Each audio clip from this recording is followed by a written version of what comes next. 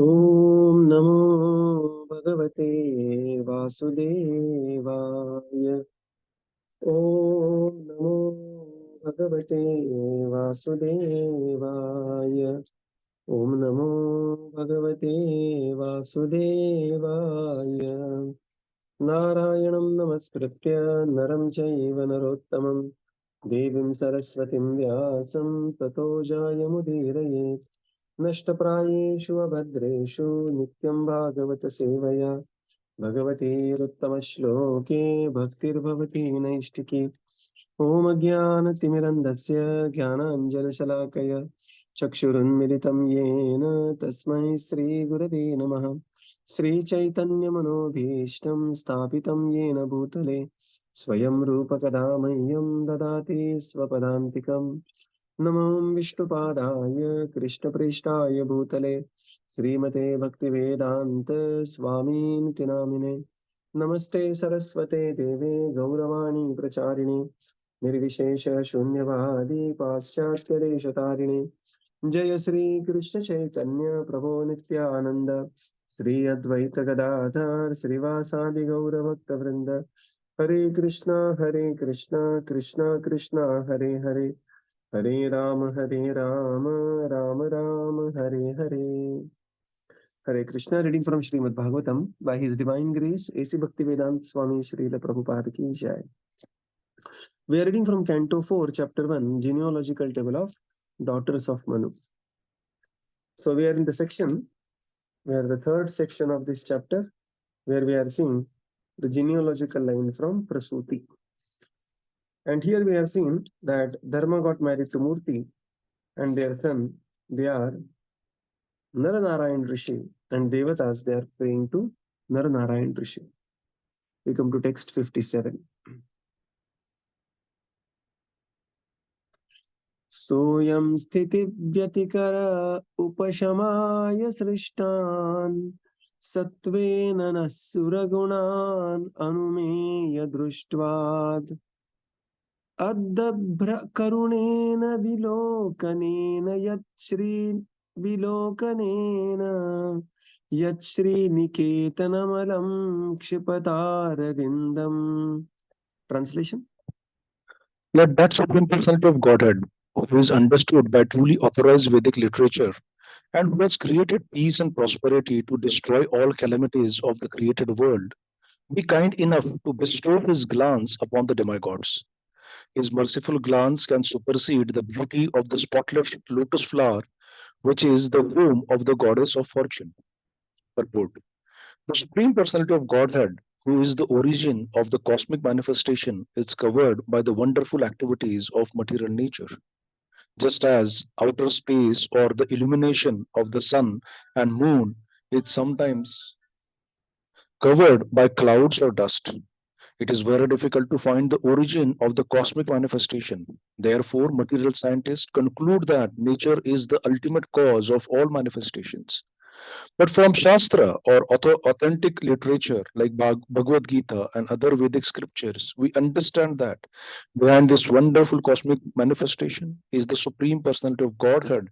And in order to maintain the regular procedures of the cosmic manifestation and to be visible to the eyes of persons who are in the mode of goodness, the Lord appears. He is the cause of the creation and dissolution of the cosmic manifestation. The demigods therefore prayed for his merciful glance upon them in order to be blessed. Hare Krishna. Now the demigods are praying that, my dear Lord, you are understood truly only by the Vedic literatures. And you create the peace and prosperity to destroy all the calamities of the created world. This is especially Naranarayan Rishi. Right. Please bestow your glance upon us. And your glance is so spotless that it supersedes the spotless lotus flower where the goddess of fortune resides. Shri Niketana Amalam Kshipatarvindam. Kshipata means better than, Aravinda means Kamala. In the purport, Srila Prabhupada explains that the conduction of the material activity, Swabhaviki Jnana Balakriyacha, is really bewildering to the material scientist. because it happens so naturally and so flawless that the material scientists often conclude that there is nobody who is controlling this. It is just like a very professionally managed airport where things are just moving so beautifully. The child may conclude that, oh, there is no management involved because everything is, all the bags are being checked, bags are being transported, announcements are being done. There is no chaos, nothing, just the flawless management. So the flawless management of the universe, which is coming from Swabhaviki Jnana Bala Kriyacha, the energies of the Supreme Lord working with super precision, it bewildered the material scientist thinking that there is nobody in control. Only matter is the supreme, but the matter is controlled. Matter is controlled. Mayadhyakshena prakriti suyate sacharacharam. Swabhaviki jnana balakriyacha. So this is very bewildering to the material scientist. Whereas for a devotee, the devotee is always praying for the merciful glance of the Supreme Lord. And what is the characteristics? The merciful glance of the Supreme Lord will maintain the regular procedures in our lives and the cosmic manifestation and is visible to the eyes of the person who are in the mode of goodness as the Lord appears. It is not visible to everybody. Correct. So text 58. एवं सुरगणैस्तात भगवन्तौ अभिष्टुतौ लब्ध अवलोकौ ययतु अर्चितौ गन्धमादनम्. Translation. Translation: Maitreya said, O Vidura, thus the demigods worship with prayers the Supreme Personality of Godhead, appearing as the sage Naranarayana. The Lord glanced upon them with mercy and then departed for Gandhamadana hill. Hare Krishna. O Tata, O dear one, O Vidura, thus the Lord pray, thus the devotees, here devotees are the demigods, they prayed for the mercy of the glance of the Lord, and the Lords, here Naranarayan Rishi, glanced upon them with great mercy and departed to Gandhamadan hill. Text 59. Beautiful verse. We'll just recite this one. ताविमौ वै भगवतो हरियं हरियंशविहागतौ. No, sorry. Sorry. ताविमौ वै भगवतो ताविमो मयि ताविमो वै भगवतो भगवतो हरेरंशाविहागतौ हरेरंशाविहागतौ भारव्ययाय च भुव भारव्याय च भुवः कृष्णौ यदुकुरु उद्वहौ. Krishna Krishna यदुकुरु उद्वहौ. Translation. That Naranarayan Rishi, who is a partial expansion of Krishna, has now appeared in the dynasties of Yadu and Kuru in the forms of Krishna and Arjuna respectively to mitigate the burden of the world. Purport: Narayan is the Supreme Personality of Godhead and Nara is a part of the Supreme Personality of Godhead, Narayana. Thus, energy and energetic together are the Supreme Personality of Godhead. Maitreya informed Vidura that Nara, the portion of Narayan, had appeared in the family of the Kurus and that Narayan, the plenary expansion of the Krishna, had come as Krishna, the Supreme Personality of Godhead, with the purpose of delivering suffering humanity from the pangs of material burdens. In other words, Narayana Rishi was now present in the world in the forms of Krishna and Arjuna. Beautiful verse. So this says now, Tavimo vai bhagavato hareramshara vihagato bharavyavaya cha bhruva krishno yat kurudvaho. In Dvitiya, this is in Dvivachan. The same Naranarayan Rishi is partial expansion of Krishna who has appeared in the dynasties of Yadu and Kuru.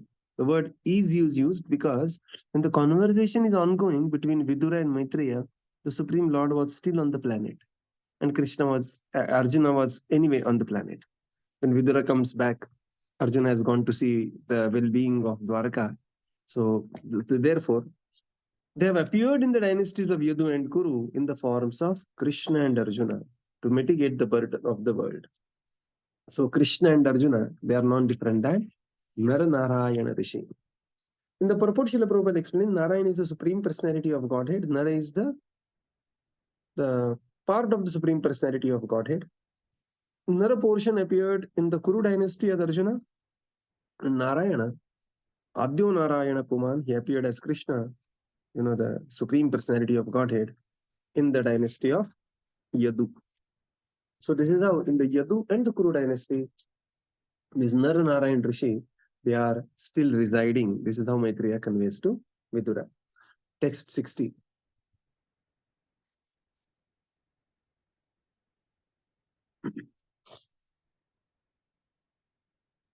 Swaha Abhimaninas Chagne Atmajan Trina Ajijanat Pavakam Pavamanam Cha Shuchim Cha Hrutabhojanam. Translation. The predominating deity of fire begot in his wife Swaha 3 children named Pavaka, Pavamana, and Suchi, who exist by eating the oblations offered to the fire of sacrifice. Hare Krishna. Purport. After describing the descendants of the 13 wives of Dharma, who were all daughters of Daksha, Maitreya now describes the 14th daughter of Daksha, Swaha, and her 3 sons.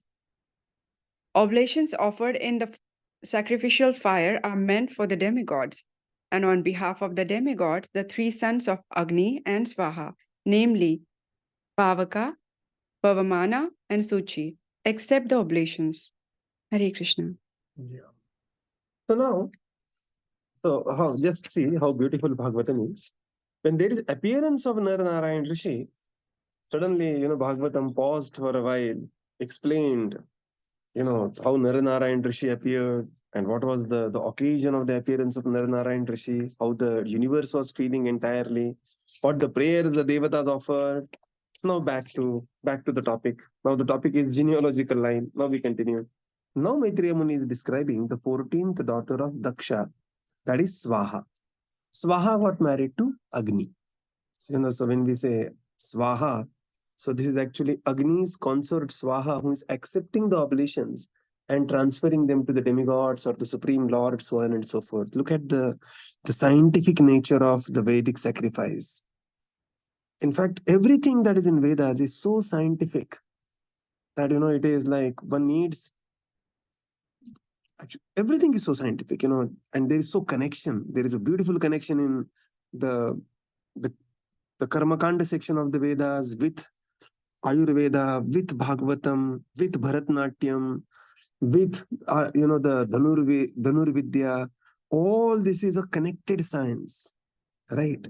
So here, the consort of fire is Swaha, and they have 3 children: Pavaka, Pavaman, and Suchi. And this is how the oblations are accepted and being distributed where they are supposed to be. Text 61. Tebhyo agnaya samabhavan chatvarimshat pancha cha taeva ekona panchashata sakam pitrupitamahihi. Translation. From those 3 sons, another 45 descendants were generated, who are also fire gods. The total number of fire gods is therefore 49, including the fathers and the grandfather. Purport: the grandfather is Agni, and sons are Pavaka, Pavamana, and Suchi. Counting these 4 plus 45 grandsons, there are altogether 49 different fire gods. So from these 3 sons, so 3 sons of Agni and Swaha, who are this? Pavaka, Pavaman, and Suchi, 45 descendants were generated, and thus all of them put together, Pitru Pitamahihi, there are 49. Agni, 1 plus 3, Pavaka, Pavaman, Suchi, 1 plus 3, 4, 4 plus 45, 49, and this is how there are 49 demigods, which are fire gods. Text 62. Vaitanike karmani yadnamabhi brahmavadivi agneya ishtaya yadne nirupyante agnayastute. Translation. Translation: These 49 fire gods are the beneficiaries of the oblations offered in the Vedic sacrificial fire by impersonalist Brahmanas. Purport: Impersonalists who perform Vedic fruitive sacrifices are attracted to the various fire gods and offer oblations in the name. The 49 fire gods are described herewith. So these are the beneficiaries of the oblations offered by impersonalistic Brahmanas in the Vedic sacrifice. Text 63. Agnishvata bahirshadaha saumya pitara ajyapaha sagnaya anagnaya tesham patni dakshayani svadha. Translation. The Agnishvastas and Barisadas, the Saumas and the Ajyapas are the Pitas. They are either Sagnika or Niragnika. The wife of all these Pitas is Swadha, who is the daughter of King Taksha. So this is the further description of this 45 fire demigods. Text 64. Timbodadara kanyadve vayunam dharinim svadha ubhe te brahmavadinyo jnana karma naparage. Translation.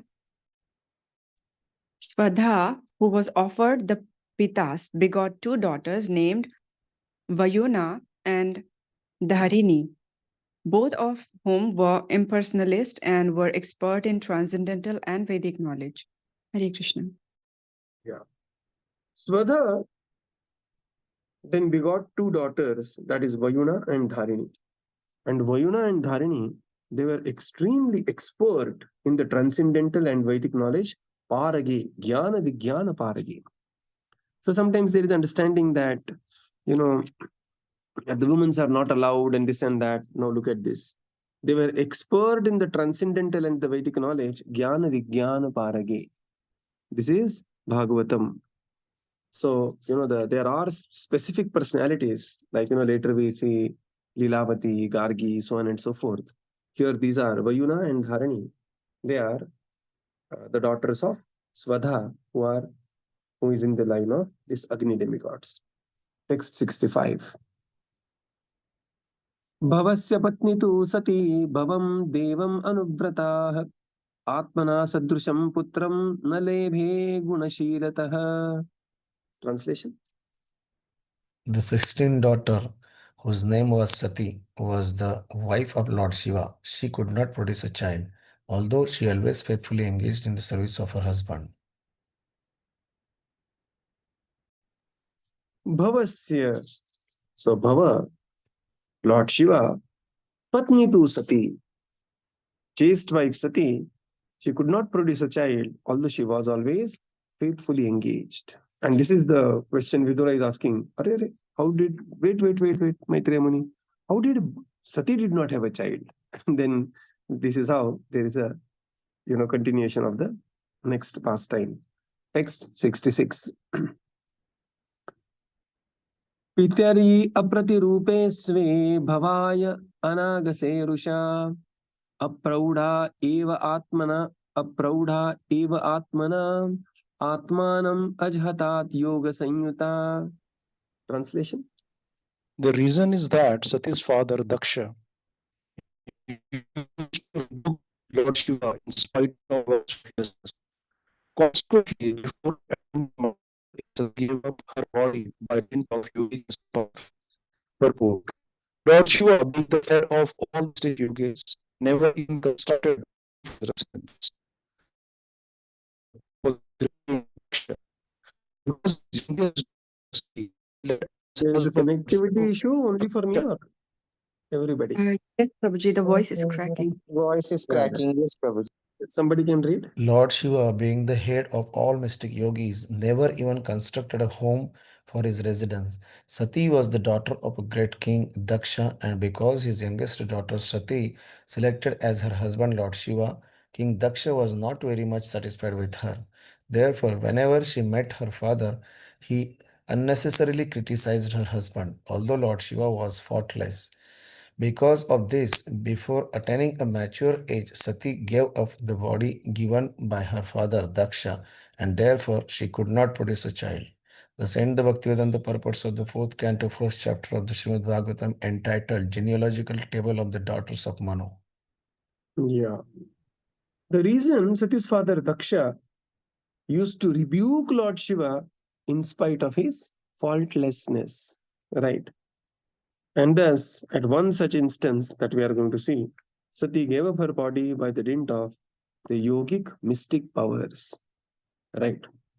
In the purport, Srila Prabhupada explains that Sati was very, very dear to Daksha, and being the youngest one, she was especially dear, right? In Marathi, we call Shendefad, right? The younger one, they are very dear, within the siblings. So they are very dear to everyone in the house. So Sati was that to Daksha, and Daksha got her married to Lord Shiva. But Lord Shiva, being the mystic yogi, he hardly bothered to construct a house. Lord Shiva is Aniketana. He has no house. And there is a story of Lord Shiva constructing house, calling so many brahmanas, and finally giving the final brahmana he remained. And Lord Shiva gave up everything, and finally he gave the house only in charity, for whose welcome he had called so many brahmanas. So Lord Shiva is very, very transcendental. And in the purport, Srila Prabhupada further explains that Daksha used to unnecessarily criticize Lord Shiva, although he was faultless. And thus, because of one instance, Sati gave up her body without attaining the mature age, and thus could not produce a child. And this is how we conclude the first chapter of fourth canto. Yeah, so any question, any comments? Any discussion here, or we'll go to the second chapter.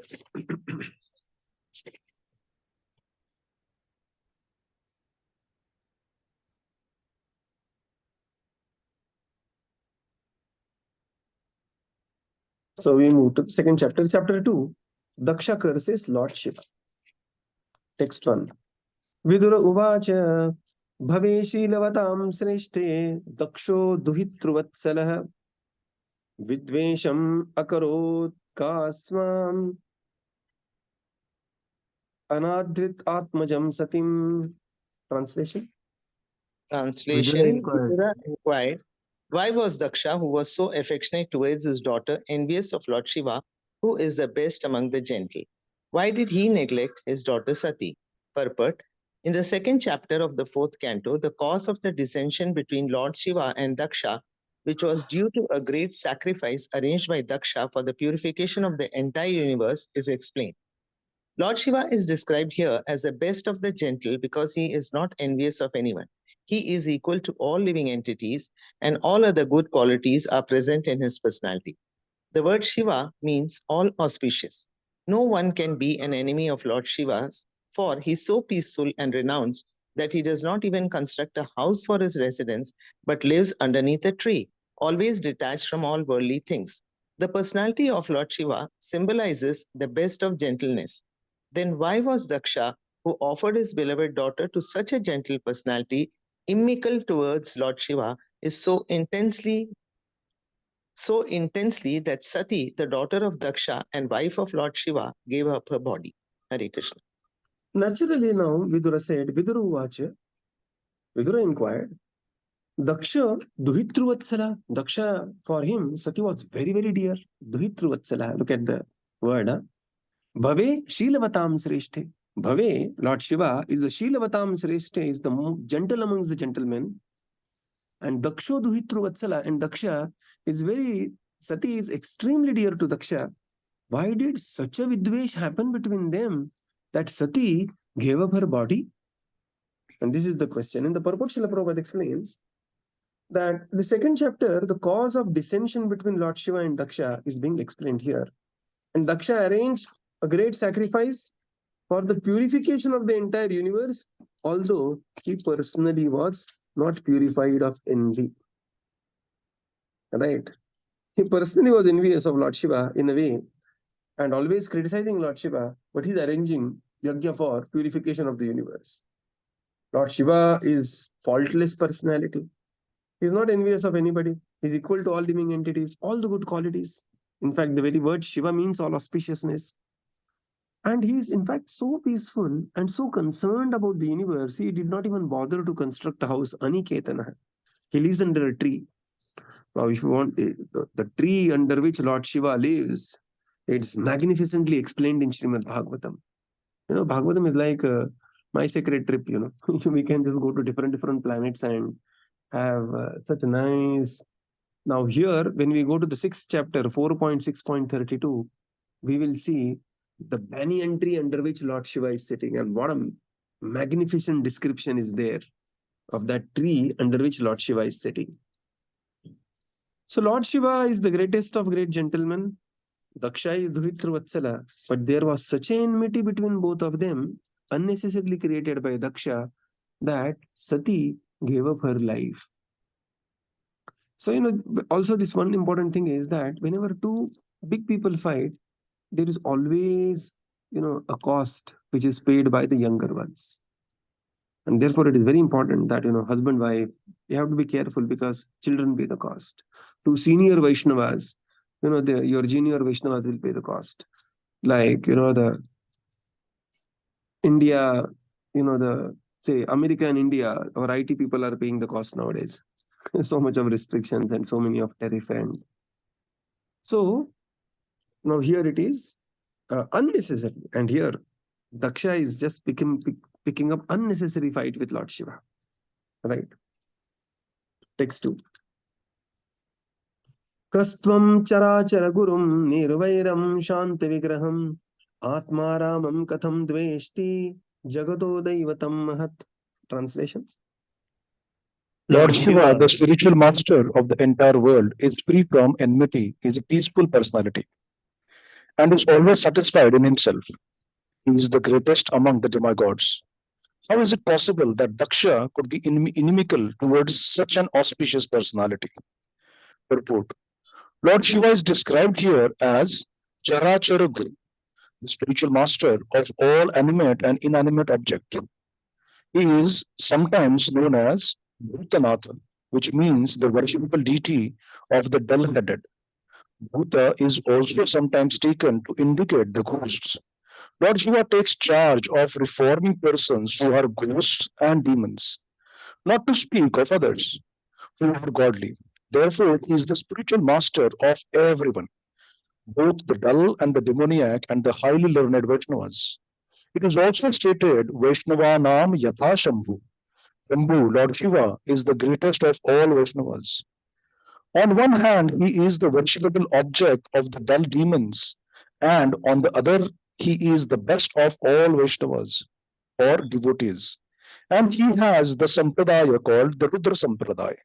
Even if he is an enemy or is sometimes angry, such a personality cannot be the object of envy. So Vidura, in astonishment, asked why he was taken as such, especially by Daksha. Daksha is also not an ordinary person. He is a Prajapati in charge of fathering population, and all his daughters are highly elevated, especially Sati. The word Sati means the most chaste. Whenever there is consideration of chastity, Sati, his wife of Lord Shiva and daughter of Daksha, is considered first. Vidura therefore was astonished. Daksha is such a great man, he thought, and is the father of Sati, and Lord Shiva is the spiritual master of everyone. How then could there possibly be such an enmity between them that Sati, the most chaste goddess, could give up her body because of their quarrel? Hare Krishna. Yeah. So now Lord Vidura is asking him, Kastvam Charachara Gurum. What a beautiful glorification of Lord Shiva. 5 beautiful words. Kastvam Charachara Gurum Nirvairam Shanti Vigraham Atmaramam Chakatam Dveshti Jagato Daivatam Mahat. Lord Shiva is described here by 5 great names. Charachara Gurum, Nirvairam, Shanti Vigraham, Atmaramam, and Daivatam Mahat. Lord Shiva, the spiritual master of entire world, is free from envy, nirvairam, is a peaceful personality, shanta vigraham, always satisfied in himself, atmaramam, and greatest of all the demigods, daivatam mahat. How there was enmity between Daksha and Lord Shiva. In the purport, Srila Prabhupada explains Lord Shiva is Charachara Guru, means he is the master of all animate and inanimate objects. He is Bhutanath, master of the Bhutas and the Pretas. On one hand, he is uplifting the demoniac population. On the other hand, he is himself the finest of the Vaishnavanam Yatha Shambho.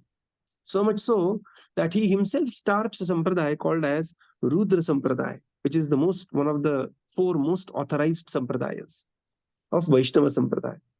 Such a great personality cannot be object of envy, and therefore Vidura is astonished. Neither Daksha is a small man. Daksha is a highly capable person. He is a Prajapati, and in fact, when the later descriptions of Daksha comes, when Daksha enters the assembly of the Lord Brahma, it appears as if the 1,000 suns has arrived simultaneously. He is that effulgent. And Sati, she herself is Gunamurti. She herself is, the found, she herself is the abode of all the good qualities and especially chastity. So whenever there is a description of a chaste personality, the first one is Sati. And Daksha also loved Sati. Now look at everything is so amazing. There is Lord Shiva, who is like all these 5 qualifications.